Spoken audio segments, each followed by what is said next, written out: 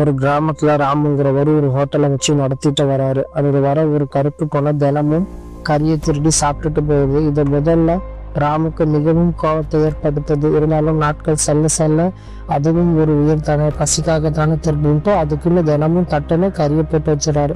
அந்த பூனை சாப்பிட்டுக்கிட்டு போயிடும். அந்த கடையில் வருஷம் போக போக அந்த பூனையும் கடையோட ஒரு உரிமையாளராகவே மாறிடுது. ராமு அந்த பூனையை ரொம்பவும் பாசமா வச்சுக்கிறாரு. ஒரு நாள் அந்த பூனை ரொம்பவும் வயசாகி இறந்து போயிடுது. ராமு மிகவும் அழுறாரு. என்னுடைய ஆன்மாவே என்னை விட்டு போயிடுச்சு, என் கடையோட செத்தே போயிடுச்சுன்னு அழுறாரு. கடைசியில அந்த பூனை மேல இருக்கிற பாசத்தையும் ஒரு சிலையை வைக்கிறாரு. இதை பார்க்கறதுக்காகவே அதிகமான வாடிக்கையாளர் வராங்க.